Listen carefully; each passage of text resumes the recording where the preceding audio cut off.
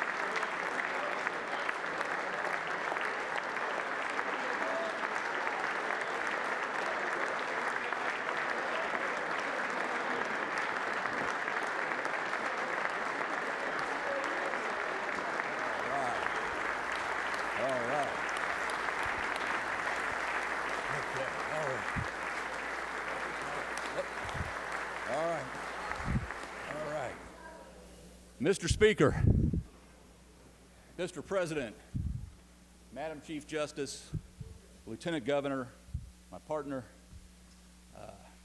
members of the General Assembly, and my fellow Hoosiers, it's a real honor and privilege to report to you once again on the state of our state, a state that is so beloved, that we share so much in common as Hoosiers about how we can make it just even a better place to live and work and build a future.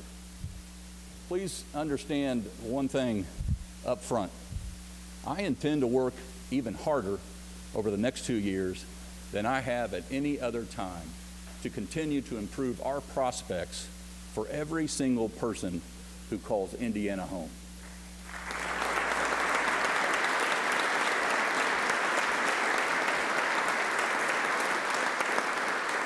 After all, and I suspect for many of you, believing in this state and our people is why I wanted this job in the first place. And a ticking clock only increases my sense of urgency. And as we all know, there is much more work wanting to be done. So, to that end, just last week, I laid out the specifics of my 2023 legislative agenda, keeping with the very same pillars I've used over the last 6 years. So I'll spare you a repeat of every single detail. However, tonight, I do want to lay out 3 sets of goals and how we achieve them, worthy of a state that is doing well, turning heads, and always seeking to improve. 1, let's secure Indiana's place in the economy of the future. 2, let's transform the delivery of public health access across the state from how it was structurally designed over a century ago. And 3, let's continue to make unprecedented investments in the classrooms of Indiana's schools, from pre-K through K through 12, through college, and all the various adult learning pathways we offer. And here's why we can do all of these three things at the levels I proposed in my budget last week. Recall when I stood right here in 2017, our revenues were roughly $15.5 billion.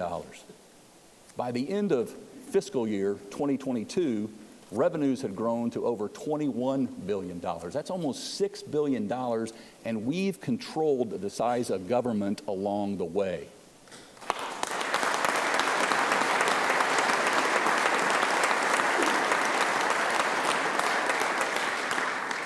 Looking forward, our revenues are estimated to exceed what we spend by $2.3 billion and expected to grow by another 3% in each year of the next biennium. Ladies and gentlemen, because of our strategic collaboration, Indiana has become known for our responsible budgets, and this one is no different. We have again proposed to make an additional $1 billion contribution to the pre-1996 Teachers Pension Fund. Since 2011, 30 years have been cut from the time to fully fund this pension, which will free up dollars for other uses beginning in 2029, not 2059. And just since 2017, we've paid down our state debt by 31%.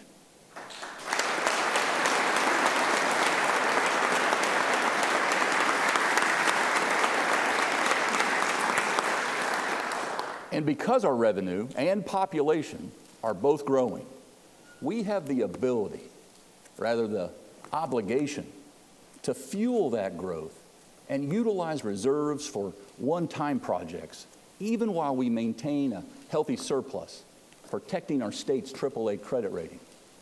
Indeed, the work we've done together has brought us to this position of strength that calls us to invest in what I believe are needs and address head-on both our competitive advantages and disadvantages. Fortunately, because of our growth, we have the financial wherewithal to do so, unlike some other states that balance their books with high taxes and debt. But back home again in Indiana, last year was the kind of year that would justify some grand language. For starters, again, our revenues increased, our taxes and debt decreased. We're now among the top 5 lowest debt states per capita in the nation.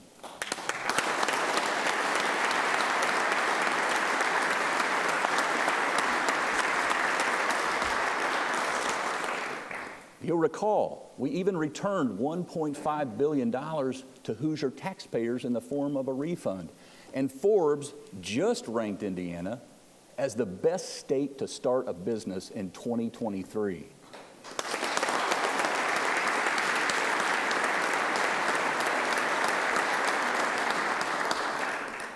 Forbes said it best. He said, and I quote, "A business-friendly climate with a low flat tax rate, an above-average business survival rate, and a healthy amount of funding opportunities." Please join me in thanking the legislature for the partnership that helped make all this possible. Thank you.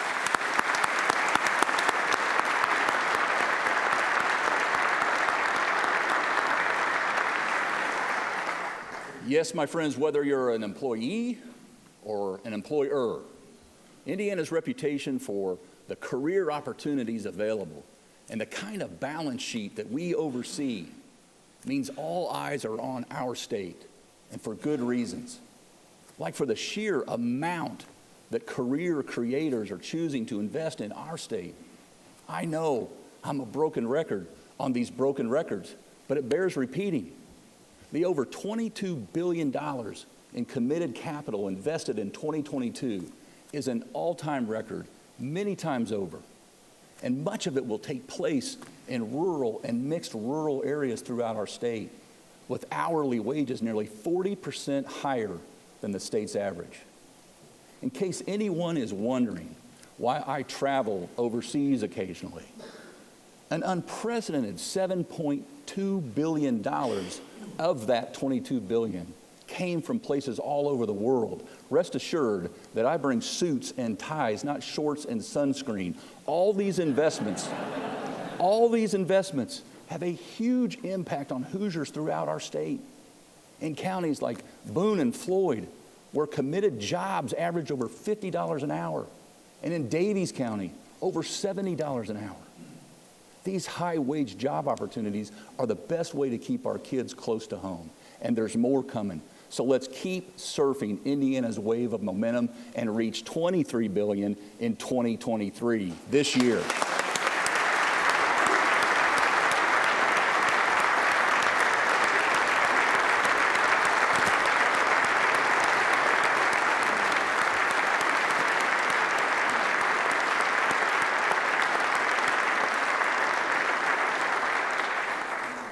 Now, to do this and capitalize on the industries of the future that are looking for their new homes somewhere in America, like semiconductors and electric vehicles, means we must formalize the economic development tools that you all gave us last session and establish them in our budget.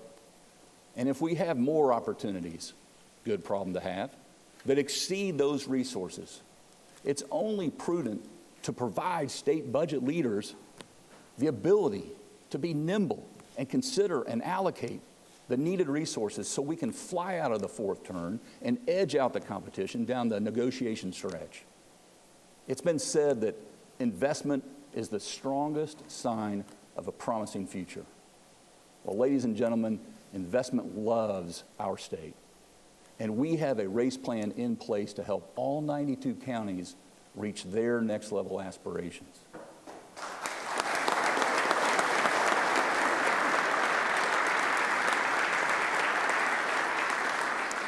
That includes finishing I-69 next year.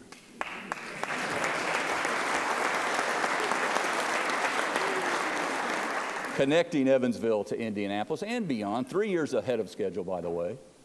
Double tracking the South Shore rail line up in northwest Indiana.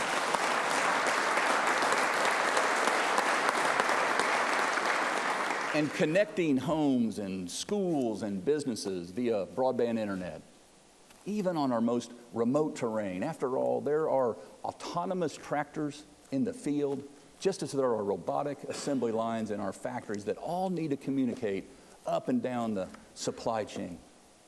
And speaking of connecting, tonight I'm pleased to announce through our Next Level Trails program that we're adding a major acquisition to our state's trails legacy. Wait for it. Director Dan Bortner and his Department of Natural Resources team led negotiations on behalf of Radius, Indiana and the city of New Albany with big-time help from Steve Ferguson at the Cook Medical Group to acquire an old abandoned rail corridor running through Clark, Floyd, Washington, Orange, and Lawrence counties. Once completed, this recreational trail that follows the route of the historic Monon Railroad will be 62.3 miles, the longest contiguous multi-use trail in the state. Trails and land conservation are sweet spots for Janet and our dog Henry and myself and a lot more other Hoosiers. No wonder we were recognized last year as the National Rail to Trail Champion, and that our state park ends have the highest occupancy rate in the country. With this, yeah, that's it. Thank you. Thank you.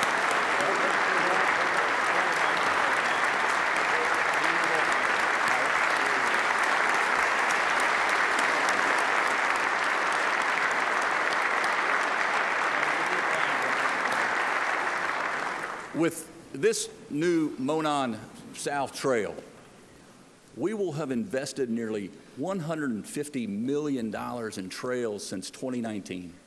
Another great example of the state helping meet the demand to explore and discover in Indiana, right in our backyards.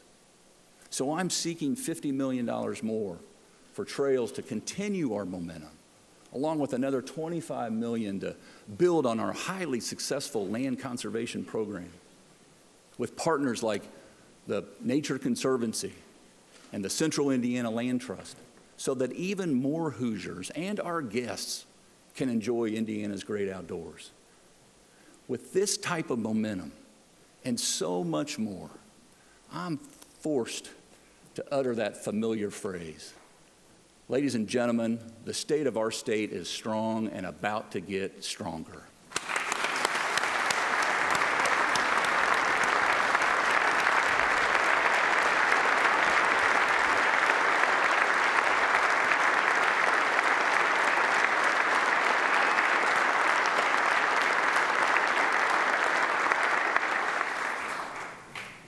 But I don't want that phrase to distract us from my bigger purpose tonight. It's the getting stronger part of the equation that I ask for your help over the next 2 years. Because even though we've accomplished a great deal in Indiana, it's obvious we have much more potential yet to be realized. And these challenges can't be ignored or wished or hoped away.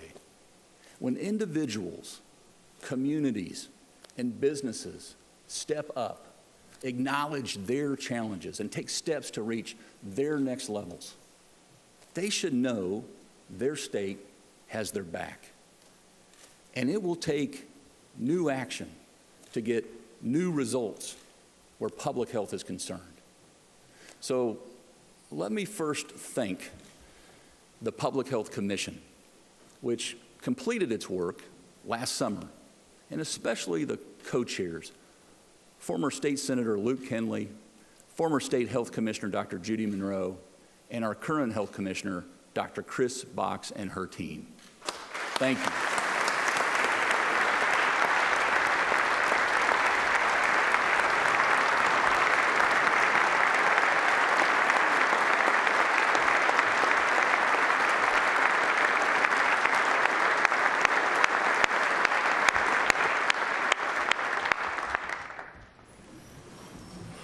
Now, I hate to remind us, but I will. We rank 45th for smoking, 46th for obesity, 43rd for access to mental health providers, and 41st for childhood immunizations among all states, our competition.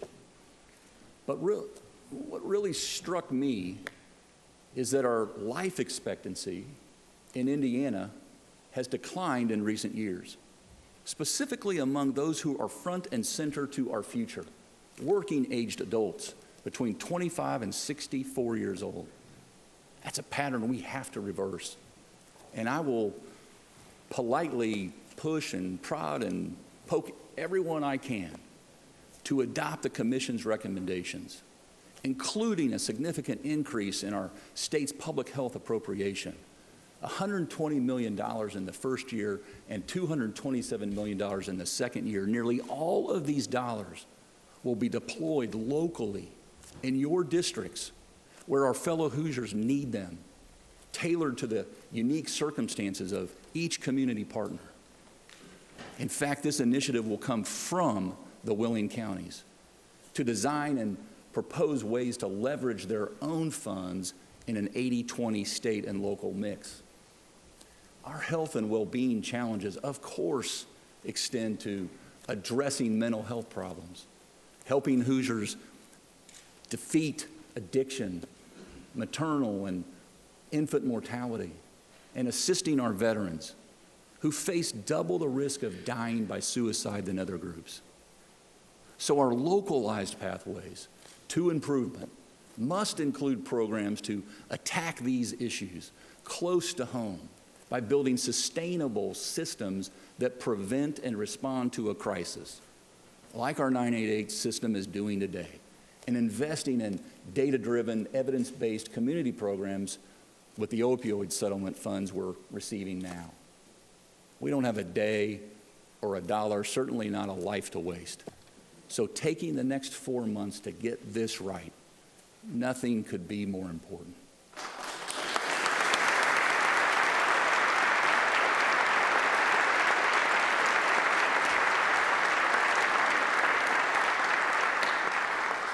Just as we craft our new state public health system, we already have a great example of a tailor-made community development program. Our first $500 million READY investment leveraged another $6.5 billion, over $2 billion toward housing alone, and has become an indispensable part of our business and talent attraction efforts, while offering a boon to every county and city and community that steps up. There's already a queue of requests seeking another $400 million to leverage nearly $7 billion more of private and other non-state funding. So I'm asking you, the legislature, for another $500 million to launch Ready 2.0 to lock in more transformational projects.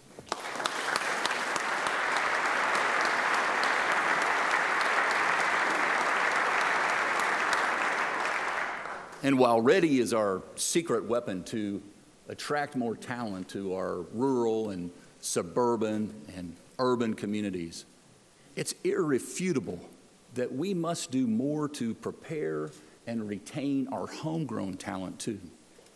The most important determinant of a child's success in adulthood is their education. Furthermore, the quality of their education relies overwhelmingly on two groups of people: parents and teachers. Since 2017, I'm so proud of the work we've accomplished together to support unprecedented investments in K through 12, which is translated into school districts answering the call to raise teacher pay. Starting teacher salaries now reach $40,000, and we're closing in on the goal of achieving an average teacher salary of at least $60,000 a year. But to ultimately reach the goal, we need to continue what we started by making the state's largest ever investment in K through 12 tuition support an increase of $1.1 billion and give schools the resources to continue equipping our children's educators.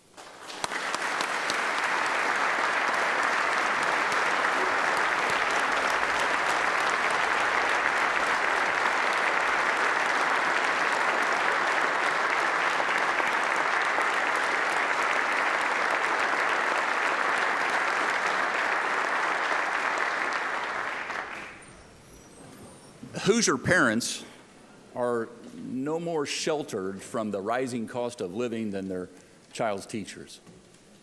And for these parents of school-aged children, fees for curriculum materials essential for in-class instruction can be in the hundreds of dollars each year per child, depending on the district. Sadly, Indiana remains one of only 7 states that still allows this disguised tax to be levied on parents each year.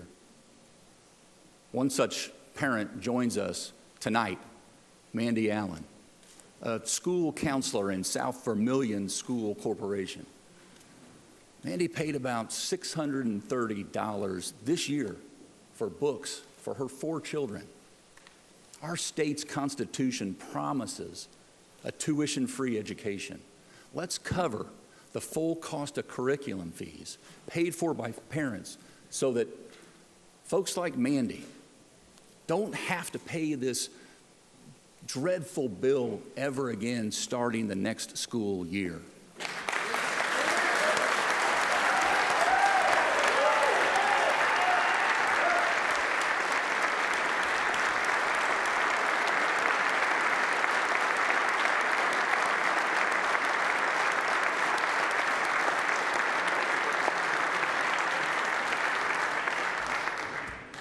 And while parents and teachers are the essential human ingredients in a child's education and curriculum materials are essential for instruction, no child can succeed without the ability to read. There is overwhelming evidence that a child who cannot read by the 3rd grade is more likely to become the adult parent who can't read, and therefore disadvantaged for life, and the cycle continues. with nearly 1 out of every 5 kids in Indiana currently at risk of falling behind in reading, we must do everything we can, and we must do it now. Last summer was a good start. With the help of the Lilly Endowment, we made the state's largest investment in literacy to help prepare more current and future teachers for reading instruction. And the budget I submitted last week proposes to reward schools that improve their results in 3rd grade reading as well. But even before entering the classroom, children should have access to books at home and develop a love of reading. That's why I've proposed funding Dolly Parton's Imagination Library, so children from birth to age 5 statewide can receive high-quality books each month at home with their name on them.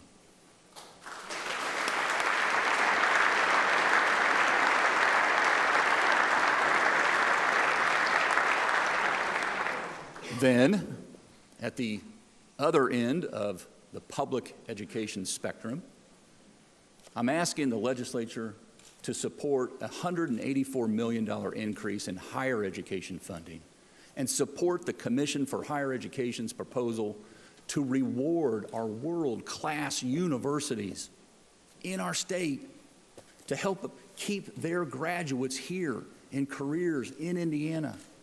After all, Indiana's college campuses need to be the epicenters of brain gain, not brain drain.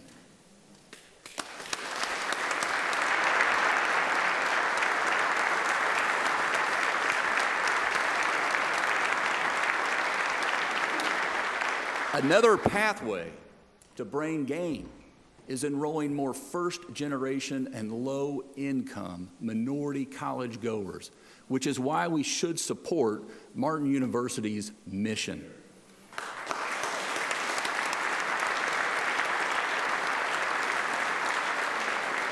And we can easily ensure thousands more students have their college opportunity paid for by automatically enrolling all financially eligible students in the immensely successful 21st Century Scholarship Program, and do it once and for all. This year,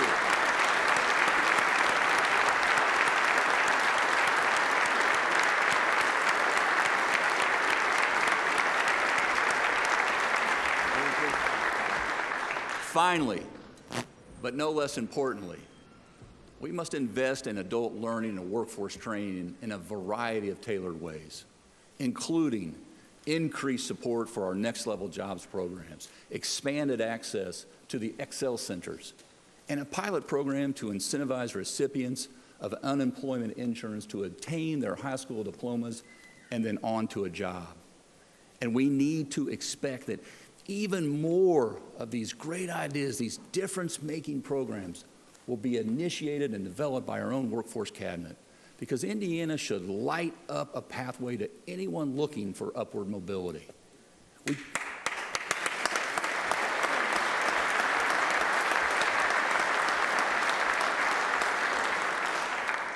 We don't just want everyone in the workforce, we need everyone in the workforce, and by golly, we'll help you get there.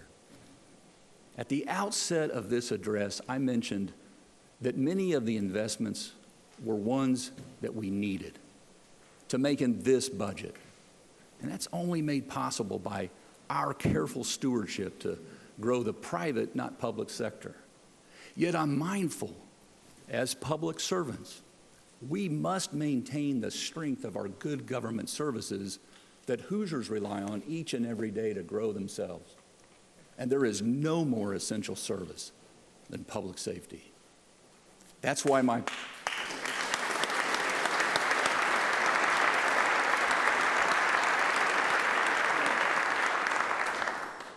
why our budget calls for major investments in school safety, law enforcement, and our firefighters across the state.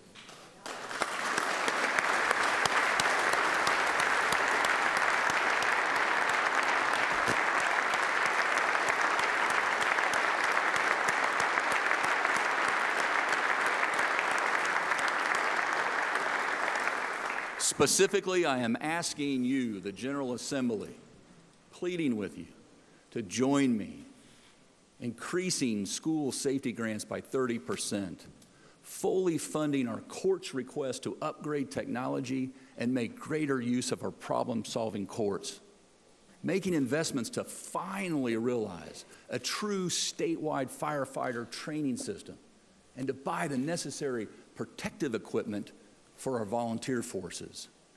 And let's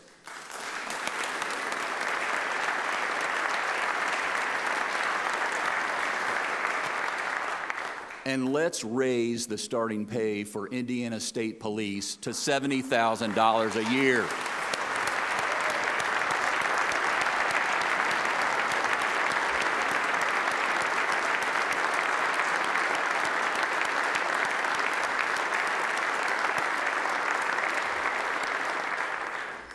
Ladies and gentlemen, in closing, I hope you'll take away just a few things from tonight.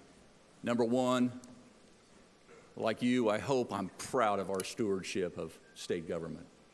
Here in Indiana, we have a well-run, soundly financed state, and the word is out.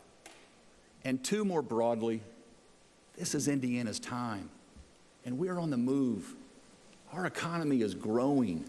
New and exciting opportunities are in reach. Investors are giving us their vote of confidence.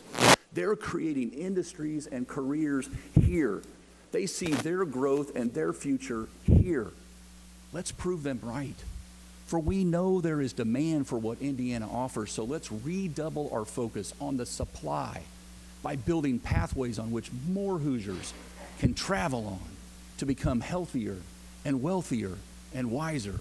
I stand before you as a full and faithful partner in getting this done, and I intend to step on it coming out of turn 4. Thank you, and may God continue to bless our efforts.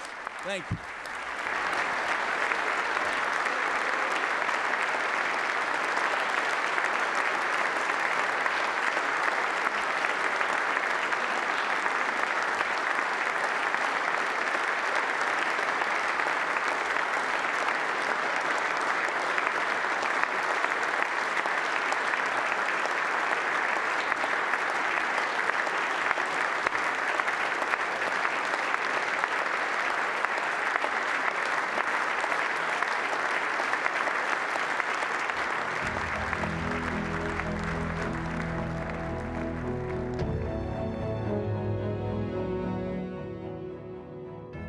You've been watching the 2023 Indiana State of the State Address.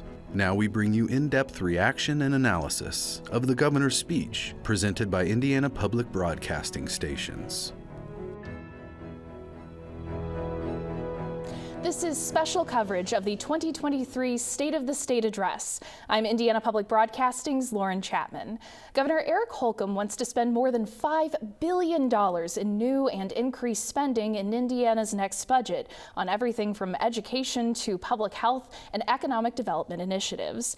In his State of the State Address, he made his case before lawmakers about how his agenda priorities require that increase in funding, including education, health, and Indiana's labor force. For the rest of the hour, we'll get reaction to the speech and analysis of the governor's policies and politics. With us tonight, Laura Wilson, Associate Professor of Political Science at the University of Indianapolis. Emmitt Riley III, Associate Professor of Political Science and Africana Studies at DePauw University. Arielle Brandy, President of Indiana Young Democrats and Secretary of Young Democrats of America. And Mike O'Brien, President of 1816 LLC. Let's start first with Laura Merrifield Wilson from the University of Indianapolis. Our State House reporter Brandon Smith said during a recent conversation that this was beyond what he'd seen from previous governors. How significant is Holcomb's request? Well, I think it's very significant, but we've had a lot of money in this state, right? We've had budget surplus, we brought in a lot of money in the last legislative sessions. The big question is what to do with it, and certainly Holcomb is putting forward a very aggressive agenda. He's at a place, I think, in his administration where he can do that, and he's asking for major increases in the areas that we've come to expect, to talk about workforce development, to talk about education, to talk about healthcare. I think these are probably the cornerstone of what we'll look back in terms of his tenure on, and they're obviously things he thinks are really important and wanted to prioritize here. Yeah, that makes a ton of sense. And this is not an insubstantial increase to the state's budget from previous years. Emmitt Riley is an associate professor of Africana Studies and Political Science at DePauw University. Emmitt, you look at state policy through the lens of racial justice. The governor focused a lot on public health, education, and Hoosier workers. Does the governor's budget come close to some of the gaps that we've seen highlighted in the past? So when we think about some of the legislative priorities that the governor laid out in his speech tonight, I think it's important to consider that Indiana is a very red state. And so the budget, while it is unprecedented for a Republican governor to propose such a massive increase in spending, we have to counter that by understanding that we're experiencing historic inflation in this nation, and the cost of a number of things have gone up in terms of what it costs the average Hoosier to live. On the same token, though, we can't ignore the numbers. When you have 24% of Blacks who live in poverty in the state, when you have significant disparities when it comes to healthcare outcome, healthcare access.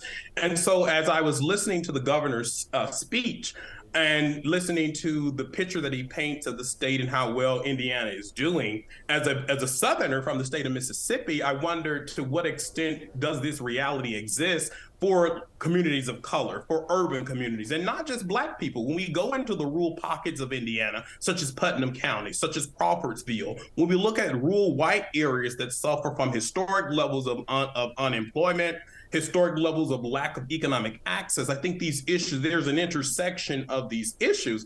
And so for me, one of the most shocking or interesting components of the governor's speech is talking about addressing mental health, which I think we can all agree that mental health should be a priority. But we can't talk about mental health without treating addiction as mental health, without thinking about the number of Hoosiers who are in prison right now for marijuana convictions, right? And so I think that as we talk about these issues, it's important that, budgets reflect people and priorities. But at the same time, the true concessions will come when it's time to get into the legislature to see what the legislature's priorities are and how special interests might impact what actually gets implemented. And so these are to some extent, progressive ideas, but I think if we peel back a layer, they aren't all that progressive because we know historically the way they're implemented, most of the time, people who are poor, people who are impoverished, people of color are often pushed to the margins and ignored in the implementation of those policies.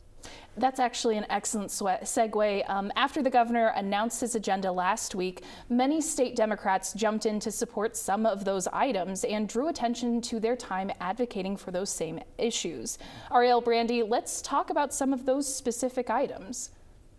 Yeah, so I was very pleased to see that a lot of the things that the governor put forth for us today are things that Democrats have been championing for a very long time. More specifically, free textbooks. This has been something that Senator Jean Breaux has been championing for a while, and one of the top priorities for newly Senator Andrea Hundley. She just recently said earlier this week that students and kids in the state of Indiana deserve to have the opportunity to have, as our Constitution states, a free and appropriate public education in the state of Indiana. And that starts with the cost of, that textbooks fee that we have been paying. And obviously one of the few states that still has it. Very happy to see that we are going to be foregoing that. But also, too, when you talk about a lot of the federal money that Governor Holcomb talked about, let's also remember, Democrats were the ones who delivered on that just this past year. Congressman Andre Carson and Congressman Frank Mervan, when we talk about READY, that is an ARP-funded program. When we talk about these investments in infrastructure, we have a Democrat to thank for that. So when we're looking at some of these issues that Governor Holcomb mentioned that he wants to put forth, specifically around healthcare, mental health services, Democrats have been championing these issues for a while, and I'm very excited to see how we can move forth in a bipartisan way to make sure that they actually happen this time around. And, kind of taking a step back, as we've mentioned, the price tag is pretty significant. Mike O'Brien, let's move over to you. Legislative leaders were outwardly supportive of the governor's priorities, but have cautioned that they'll need to say no on a lot of new spending. Are Republicans ready for a nearly 14% increase in the state's budget? Well, it's important to remember that when lawmakers and the senators and representatives who are writing the budget are doing so, they're not just taking the governor's budget into consideration in his request. They're taking 150 members of the legislature in addition to that. So sorting through that is something that they've got to do, and so that's why they constantly don't let the expectations get too far out of their control about how much money over what we're currently spending can be spent. But you rewind the clock 3 years coming into COVID. No one knew what was going to happen. No one knew of what state budgets were going to do. They did practice prudence in how they were spending money, how they were holding money back. As inflation came in, and inflation benefits government, right? So you take in more tax revenue as things get more expensive, and more tax revenue comes in. They needed to know that was reliable, and I think we're at a point now, and the governor's budget reflects that. It is time to let off the purse strings, to start investing in the future. And a couple things struck me about the governor's speech tonight and the budget that he submitted to the General Assembly. One, the governor talked tonight about finishing I-69 next year, 3 years ahead of schedule, and a number of other things that have been in progress for so long. Let's button these things up and then pivot to the future. Let's get the next round of Ready grants, which is the latest generation of a decade of projects similar to that, where communities come together to try to bring people out of poverty, to try to increase wages, to try to train up individuals in the workforce, improve infrastructure, whatever's needed. The return on investment in the Ready grants has been proven, and the governor wants to reload that. There were a number of things throughout the speech that reflected kind of that pivot to the future, which really, you start thinking about a governor in the last 2 years, 18 months of a relevant administration before we move on to the next one in the 2024 election, and you really start thinking about the legacy. What's he leaving behind? And so he's thinking about, he's clearly thinking about that in making sure that state troopers start at $70,000 a year, that we continue to increase teacher wages, and the investments we're making in pre-K. These are things that a lot of this stuff that he talked about tonight, the projects through Ready, education investments, infrastructure investments, he'll never see as governor. But they're important things to continue building the Indiana that he's always wanted to build. Let's go back to our health funding issue. The governor also highlighted his proposed increases for public health funding. The initial price tag was $250,000. Holcomb painted a pretty stark picture of where Indiana stands in terms of health metrics like smoking, obesity, mental health access. Mike, let's start with you. Republican lawmakers initially balked at the price tag. Do you think Holcomb's pitch tonight will end up being effective? So much work's gone into that through Health Commissioner Christina Box and former Senator Luke Kenley, the work they've done on that. The Senate Republicans this week made it one of their top priorities. It's Senate Bill 4, which reflects just the priority that they're going to put on investments in public health, and looking at that. This has been an incredibly thoughtful and comprehensive look at something we really already knew, but we know the numbers. We know 45th in the state in smoking and 48th in obesity. It is a big price tag because it costs a lot of money to catch up. We just talked about kind of looking to the future and the investments into the future. Public health in Indiana is an exercise in catching up, and it's got to happen. I think legislative leaders have already reflected that that's going to be a priority for them, and it's going to be expensive. But we'll see where it winds up. But I think there's been an early commitment to take a serious look at that and execute the plan that they put in place. Makes a ton of sense. And Arielle, let's go to you. Democrats in both chambers announced support to fully fund the original request of the governor's Public Health Commission. Can you talk a little bit about if Democrats are better situated, if their plans are better situated to close that gap?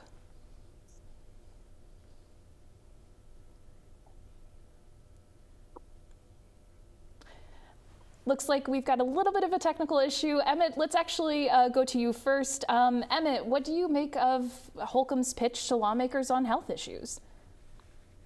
So I think this is very interesting, right, coming from a Republican governor. When we begin to think about conservative politics around how they've traditionally addressed public health, it's typically been a personal issue that has been reserved to families.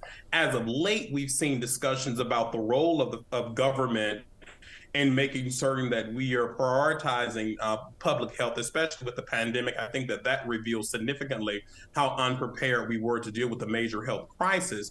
On the same token, though, we can't ignore what we know, right? How Black communities are disproportionately impacted by health disparities, heart disease, infant mortality rates, and a number of other elements that we can talk about with respect to how these communities are hit hard. And so, it's encouraging to see the state prioritize this, but we also got to be honest, we're behind the fold on addressing these particular issues, because when we do think about where the state is in terms of the metrics, we're significantly behind. And I think that this is a step into the right direction. Again, what will be the make or break point is how do we address these issues? It's one thing to say we're going to put a price tag on helping to ensure that our public health is addressed through X number of dollars. It's a totally different conversation with the implementation of policy, opening access, making certain that people in rural communities have access to treatment, preventative care, making certain that we drive down the cost of insurance and how out of control spending has got as it relates to healthcare. How might we go into public schools, right, and find people who don't have insurance, kids who don't have access in these communities, and provide them with that particular support. But again, this is the proposed budget. There are other priorities on the agenda, and it is highly likely that the Republican-controlled legislature might not fully fund these priorities when they're pitted against or some of the other elements happening. But I also think this is a very interesting pop political field, right? There are reports that the governor is considering running for Senate. And a lot of this is moderate progressive politics to some extent that the governor is sort of embracing in terms of messaging. So it will be interesting to see what a political, and I'm a political scientist, so I'm sort of interested in the politics and how it will unfold in the future. So it will be interesting to see how this plays up in a campaign where you have a Republican governor really, really championing issues that have not always been addressed by conservatives and or Republican candidates. Definitely an excellent point. Before making the pitch for public health funding, the governor spent a good amount of time at the start of his speech talking about the state's fiscal record. He talked about growing revenues, limited government spending, taxpayer refunds. Laura, how important is this kind of messaging to get members of his party on board with this level of spending? I think it's essential, because essentially his pitch is saying, look, I know we're going to be spending more money here, but traditionally we are very conservative. We're very thoughtful with how we spend. And of course, when he outlined his budget last week, he was saying how much they're going to spend. This is his argument for why they're going to spend these amounts of money. So this was absolutely necessary, I think probably especially for the Republicans in the Senate and the more conservative aspects of the Republican Party, to make an argument that, yes, we're going to be spending more. We're looking at that 14% increase, but these are the reasons why, and giving an explanation for what that increase is. Yeah, makes a ton of sense. I mean, part of that increased proposed budget is dedicated to education spending. Holcomb wants to increase education spending by 8%, or $1.1 billion. Lawmakers increased state funding to schools in the last biennium budget. Laura, let's keep it with you. Holcomb's goal is to increase teacher salaries in Indiana to $60,000 a year. Is that enough to meet that goal and attract teachers to Indiana? Well, it depends on how they use the money, certainly, and of course if the legislature goes through with it. But a $1.1 billion increase for K through 12 is massive. And when you look at not just attracting good teachers, but retaining them, to have a reasonable salary, $60,000 a year, hopefully that would do something for people who are considering going into K through 12 education, but ultimately pursue different career paths. I'd also highlight the one, it was $184 million towards higher education. He talked about not wanting to be a brain drain state, but a brain gain state. And that's not just for higher ed, that involves adult education, K through 12, basically across the board. But I think these increases are really important, and they emphasize his priority in terms of education and what he wants to see for the future of our state in it as well. Yeah. Emmitt, I would love to hear your perspective as well. That budget increase is certainly a huge part of Indiana attracting teachers, but you're also watching out for other education topics as well this legislative session. Oh, absolutely. And so one comment with respect to the increase in education, I think that you on the one hand, they're calling for 60,000 a year for teachers. And I think that's great. But let's be honest about the rate of inflation and where that takes a person who's raising a family. $60,000 is not a lot of money when rent has increased astronomically, when housing affordability is out of the fold. But at the same time, we placed a salary, which will be the largest increase for law enforcement in any agency, to $70,000. How do we put a price tag on $70K for law enforcement versus $60 for teachers? And I think that messaging has a capacity to resonate in a particular campaign. But as it relates to education policy, one of the things I'm interested in when the legislative session begins is whether or not there's a revisiting of this conversation around critical race theory. As we think about attempts to restrict what information is taught in public schools, I think that many Republican-controlled legislatures across the nation, such as Florida, have moved to restrict teaching of critical race theory in public schools. And as what we like to call ourselves, a free and open society or democracy, I never thought I would experience America restrict books, restrict a fundamental principle of liberty. And so I think that, if that conversation is revisited, it will be interesting to see whether that's taken up in this session and whether it's able to pass, and what implications does that have for the shielding of white kids in particular from really, really learning about the true history of this nation. And so does that mean that they're anti-American, they're anti-this? It does not. I think it requires a critical interrogation of where this country how this country has created and functioned around the social construction of race, because we know if we teach it early, we can remedy most of our racial problems, or at least that's one aspect of it. So that's one of the things I'm looking out for in this legislative session, is conversations around the teaching of free and open ideas in American society. Arielle, I'm curious your thoughts. The House and Senate Democrats released their legislative priorities yesterday, and they largely aligned with the governor, especially from the Democratic perspective. Is the governor going far enough with education funding? I think so, but I also think we also have a really great opportunity for Democrats to really shine during this time. If we have all of this legislation and this policy that's being proposed that Democrats have aligned with, it's our time right now to make sure that we can get the Indiana GOP to also align with us too, to make these things happen. We are in desperate need of a good education system here in the state of Indiana. I'm a mother. I have kids that are in middle school, in elementary school. I greatly care about the education system and what they are provided with. One of the things that I think stuck out the most to me is the brain drain thing that Governor Holcomb mentioned. It's something that people that I serve, young Democrats, young professionals, talk about all the time. It's the reason why we lose good young talent out of the state of Indiana, because we don't have good quality jobs that pay us enough. We don't have a good education system if we're thinking about starting a family. And then if you're a Black woman like me, when it comes to my maternal mortality, I mean, it's 3 times higher than my white counterparts who are thinking about having children in this state. And so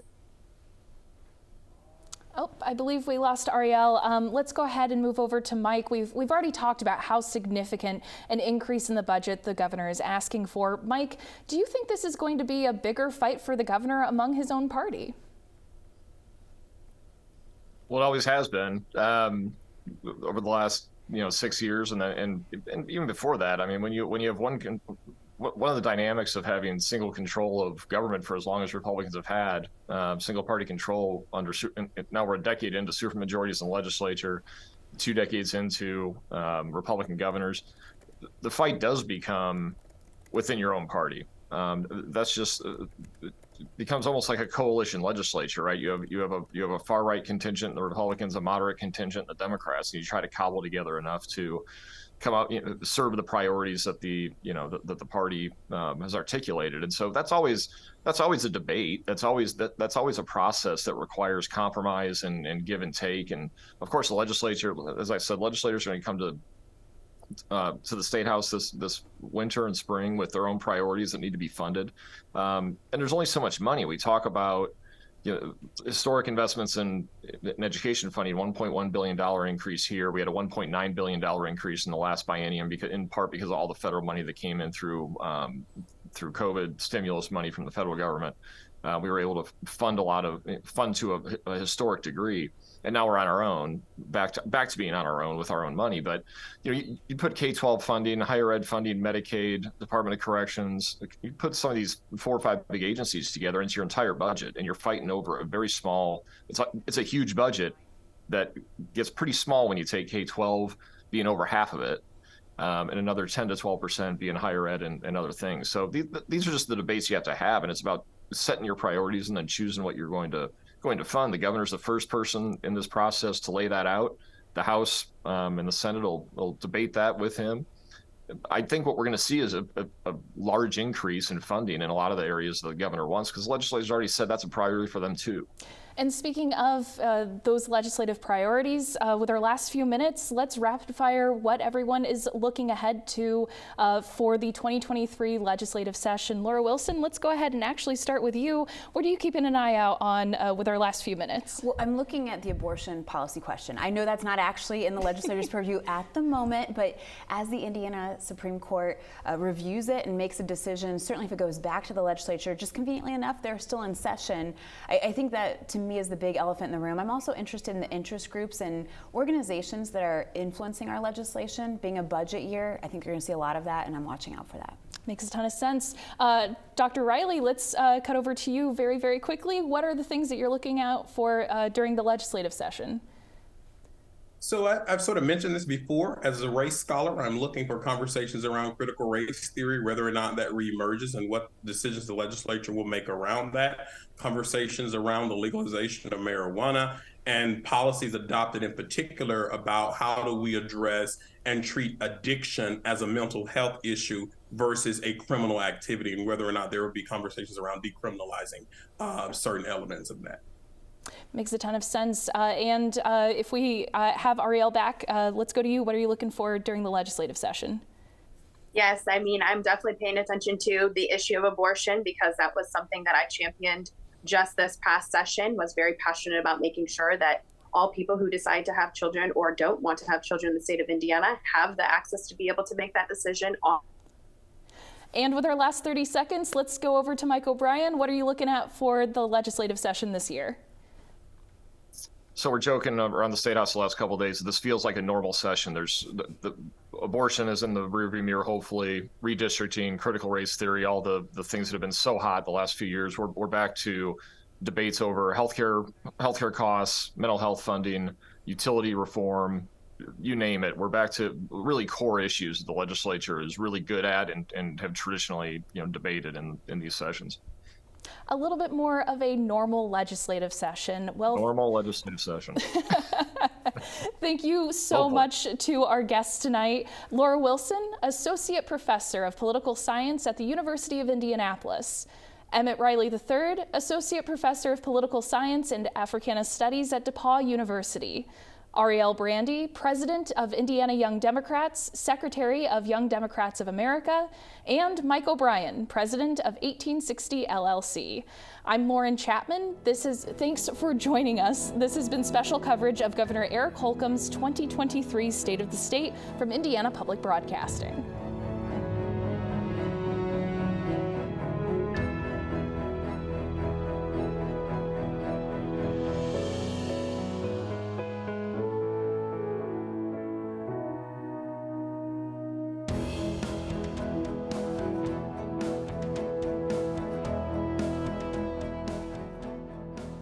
This program is made possible through the support of Indiana Public Broadcasting Stations.